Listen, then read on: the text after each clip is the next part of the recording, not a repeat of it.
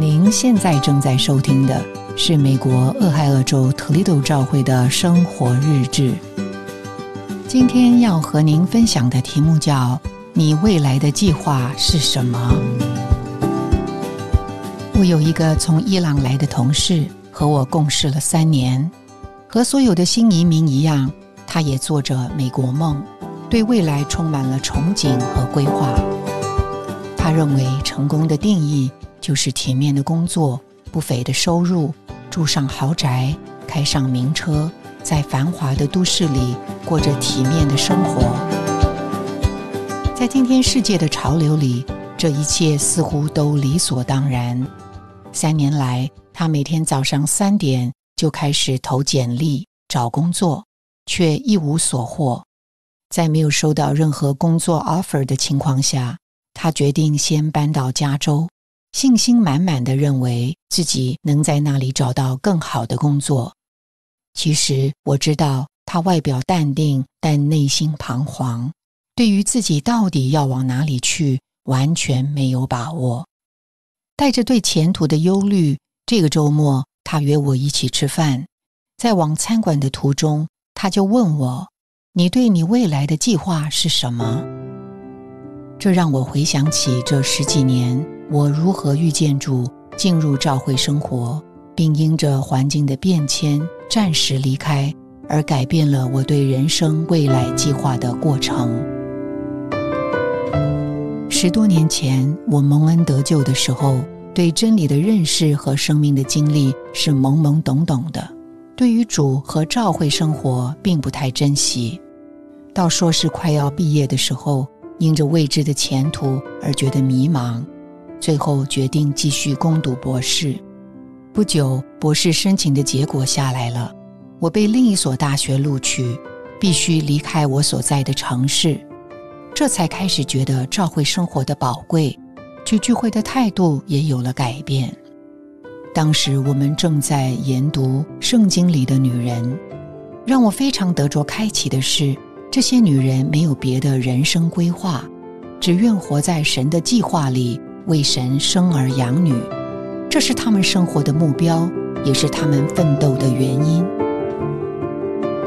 不仅圣经里是这么记载的，在教会生活中，我也看见许多的弟兄姊妹这样的活着。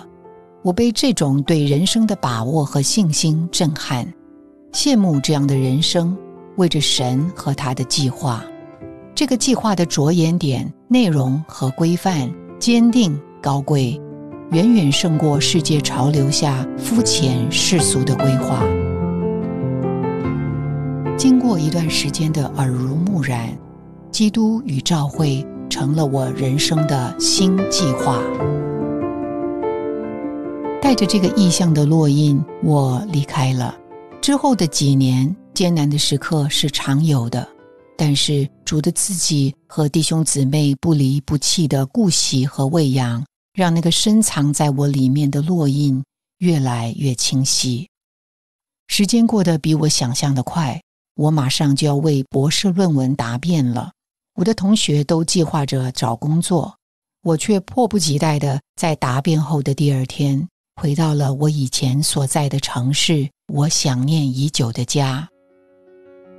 安顿下来之后，有一天我想起了过去十分照顾我的硕士导师，和我曾经带给了他许多的难处，就想去校园看望他。没想到事隔多年，他却一眼就认出我来，并且立刻起身拥抱我。还没等我向他问候，就急忙带我到了他的实验室，指着一张桌子对我说，你可以在这里工作。那天实验室里还有一个学生，他的名字叫腓利门。我知道这绝非偶然，因为教会当时正在追求《腓利门》这本书。这是关于保罗写信给腓利门，请求他接纳一个主里的弟兄，就是从前从腓利门家中逃跑的奴隶，也是保罗在被囚之时所结的果子，成了保罗心上的人。主借着这次校园回访告诉我，他不仅赦免了我，还一直把我放在他的心上，也使我曾经非常对不起的导师再一次接纳了我。讲到这里，饭菜都凉了，但是坐在饭桌对面的伊朗同事听得入神，还不时闭上眼睛。他说他想把我所说的这些话都印在他的脑海里。求主成为他未来的计划，使他在人生的海上航行的时候不致迷失方向。主啊，我何其幸福，能认识你和你的心意，就是召会基督的身体。我愿用一生来追求你和你的旨意，这就是我对未来的计划。感谢您的收听，希望您能从今天的信息中得到亮光和启示。你的点赞、留言、分享、转发是我们持续制作的动力。我们的网址是 thechurchintoledo.org。期待我们下次空中再会。